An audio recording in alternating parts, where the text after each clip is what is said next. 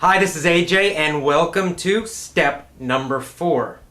The fourth essential step for change and leadership. And of course, the fourth free webinar for you. Alright, so you've learned steps 1 through 3, right? What was number 1? Number 1 was to develop your own personal health and energy. It's really the foundation. Without that, hard to do anything else. Step number 2 was to develop your own purpose, your own personal purpose. And this might grow and change over time, but it's something that gives you passion, or several things that give you passion. And that's going to give you a lot of drive and motivation in your life to do anything. Those are the two very, very general ones that are the foundation, the core for everything else. All right, and then, of course, in number 3, we learned how to understand deeply, right? That it's not enough just to quickly think about something. You really got to understand yourself and the situation and others very, very deeply before you start trying to make a lot of changes and doing a lot of actions. Of course, once you do that, now you're ready to really get into it. So what is step number 4? If you really want to make a big change in your life, it's a change you've had difficulty making in the past, that you just can't seem to get that success that you want, and you're frustrated. You don't know why. Why can't I do this? What's the problem? Well, you have 3 things now that you can do, those first 3 steps, and now on to step number 4. They're all important. The 4th step is to get emotional leverage.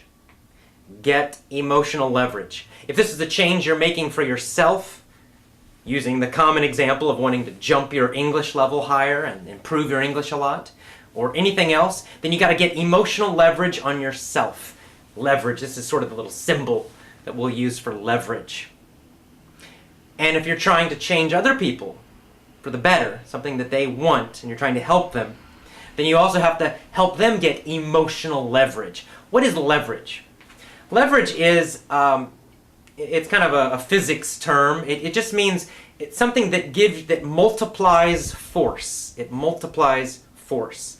So, for example, if I'm trying to lift something heavy, I can just try to lift it straight up, right? That's no leverage. I'm just trying to lift it myself. Or I can get a stick, right? And I can and put like a piece of wood, and then I can try to use the wood to help me lift it up. Or I could get ropes, and they would go up to pulleys, and go up, and then I would pull the rope up. Those things give me leverage, right? They multiply my effort. With the same amount of effort, I can lift more. I can do more. So do you understand the analogy? It's a metaphor.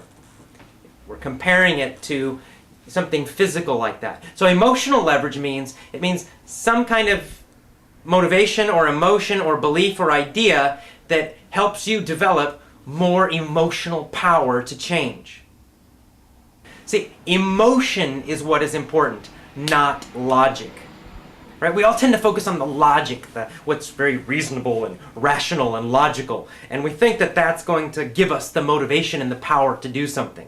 So, for example, with your English speaking, you can think of all the logical reasons for improving it. It will help you get a better job, and it will, help you go study abroad, or you'll get a higher TOEFL score, whatever, right? These are logical, rational reasons, but they're not emotional, right? They don't make you get like super excited and crazy, right? That's what you need, though, if you're really going to make a big change. Because when you try to make a change, guess what happens?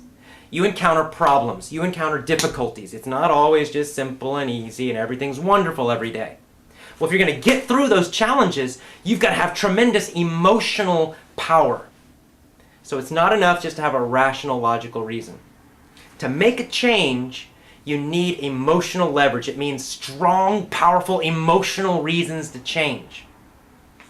Let's get another common example. Let's say getting healthier, losing weight. Well, there are millions and millions of people who want to lose weight and get healthier. My mom's a great example. My mom has been telling me that she is going to lose weight and get healthier for decades. Since I was a teenager, right up until now, and hopefully she'll never watch this video.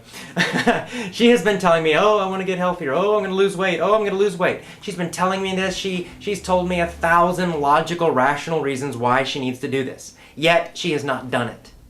Why not? Because she did not get powerful emotional reasons that made her want to change so much that nothing could stop her, that would really just force her to change. That's what emotional leverage is. You got to focus on the emotion, not on the logic. So how do you do this specifically? Well, the number one thing, and it's not pleasant, and it kind of goes against the whole idea of positive thinking, is that you have to connect a huge amount of pain, emotional pain, to not changing. And as part of this, you have to, step number 2, stop minimizing. Let me give you an example and I'll explain what minimizing is. Let's say my own health. So about 2.5, 3 months ago, I weighed 170 pounds. And I don't know what that is in kilos, but it was basically 20 extra pounds of fat on my body. And I had it for, I don't know, 3, 4, 5, 6 years. And I was constantly minimizing about it. Like I would tell myself all these logical things. Oh, I want to get rid of this fat. Oh, look at this fat I've gained. Oh man, I'm heavier. 20 pounds too much. But then at the same time though, I would minimize, meaning I would make the problem seem emotionally smaller, right? I didn't want to admit to myself that I had kind of become a little, I wouldn't say fat, but chunky, right? A little bit kind of heavy. So I didn't want to admit that. I didn't want to really, because that didn't fit my image of myself. So I would say, well, it's not that bad. I mean, compared to most Americans, I'm still quite thin. So I would compare myself to people who are quite fat, and then I would feel good about myself because, oh, for me it's only 20 pounds, they're 100 pounds overweight. That's what minimizing is. It's making the problem feel smaller. You might do this with your own English level, for example. You might say, well, yes, I want to speak, super great, fluently, wonderfully, but my speaking's not so bad right now. And then you can compare yourself to people who speak worse than you, and you can kind of feel better about it, and you don't feel so bad, right? And this is normal. We don't want to feel uncomfortable. We don't want to feel pain emotionally about these issues in our life. And yet, that process of making ourselves feel more comfortable, that's what prevents us from changing. See, as long as I felt comfortable with the extra 20 pounds, never would I lose it. I could tell myself all these great reasons why I should, but I never would. So how did I do it? And I've lost about 15 of them now, so 5 more to go.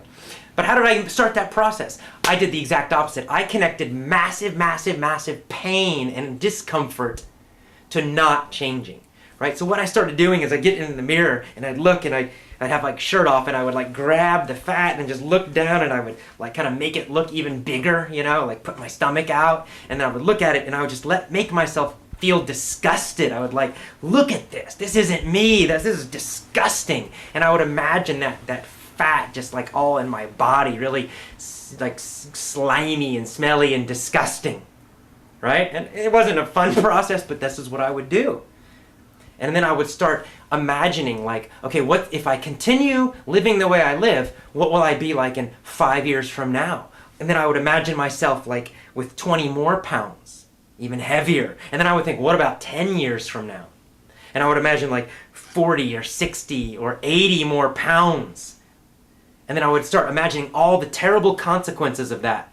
The less energy and, oh, my students wouldn't respect me. Maybe you would, but I was trying to make more pain in my mind connected to that fat. You see how this works? What you actually want to do is make it worse than it actually is.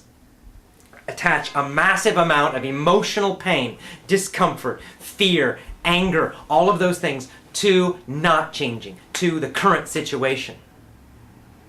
And it's I know it doesn't sound like very much fun, and it's not, but by doing this, you'll suddenly get a lot of energy to make that change. When I went through this process and I kept doing this, in my mind, I reached a point finally where I'm like, damn it, fuck it, I'm gonna change, right? There's no way I'm not going to end up like a big, super fat, huge guy in 10 years, and there's no way, that's not me. And I got kind of angry at myself, and I got angry at the situation, and I got a lot of emotion about it, a lot of painful, negative emotion about the fat and about not changing.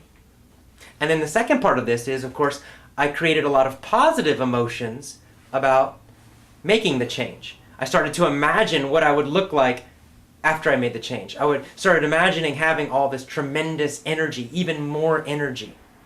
And I imagined myself 10 years from now, 20 years from now, 30 years from now, still looking great, feeling fantastic. I imagined myself living a much longer life because I've done this, like being 80, 90 years old and still full of energy, still teaching English. And by doing that, by creating lots and lots of emotion, positive emotion, attached to the change I wanted, and lots of pain and negative emotion attached to not changing, something happened. There was a switch. It's like I just put a switch in my mind, just boom, very quickly. Within just like a week, I started walking every day. And I started walking 2 hours, 3 hours, 4 hours a day. I decided to do this big hike in the mountains of Japan for 30 days. Then I decided I'm going to do 12 marathons in 12 months, a marathon every single month. And I just started making all these goals, and I actually was following my plans and doing what I wanted to do. As a result, burned off the fat. See how this works? You've got just the logic. I had all the logical reasons, but it didn't make me change. I had to have the strong emotion. One more example, and then I hope you can know how to apply this to your life then. Starting my own business, starting Effortless English and Learn Real English. For years and years and years, I wanted to start my own business. For years and years and years, I was frustrated working for other people. I don't really like taking orders. And I really don't like working for other people. And I complained about it and I bitched about it. Bitching means to complain. So I bitched and bitched and bitched and I complained constantly. Oh, I don't like my job. Oh, they won't let me teach the way I want to. Complaining for years and years and years.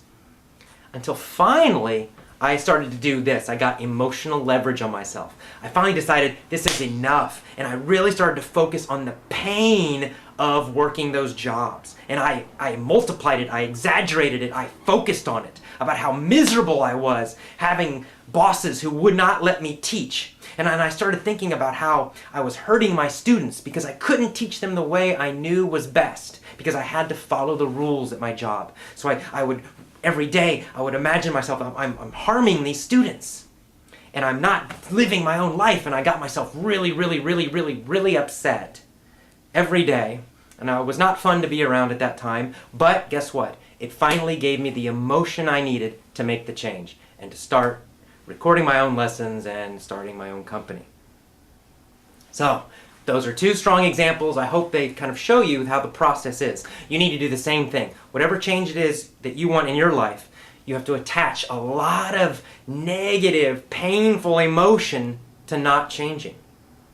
Make it terrible and really think about it constantly, all the time, every day, about, oh, if I don't change, oh, it's going to get worse and be terrible, and oh, and I'll be a horrible person and it'll suck, and oh my God, right? And just make that emotion stronger and stronger and stronger. And at the same time, dream a little bit about your goal and think about how wonderful and amazing it'll be when you do make the change. And this emotional leverage it'll change everything. In fact, just this step probably could help you make most of the changes you need to make.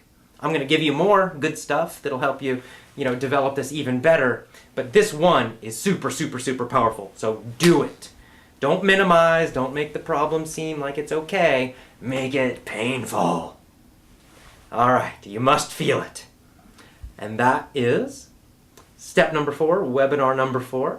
I hope you enjoyed it. Listen to it several times. Listen to the other ones. As you're listening to these, you're also secretly and unconsciously improving your English. So that's our little secret agenda and our little secret mission. But don't think about that. Don't think about the English too much. If you find a new word, learn it, but focus on the ideas and use these ideas, use these steps in your own life. Okay? I will see you again for step number 5.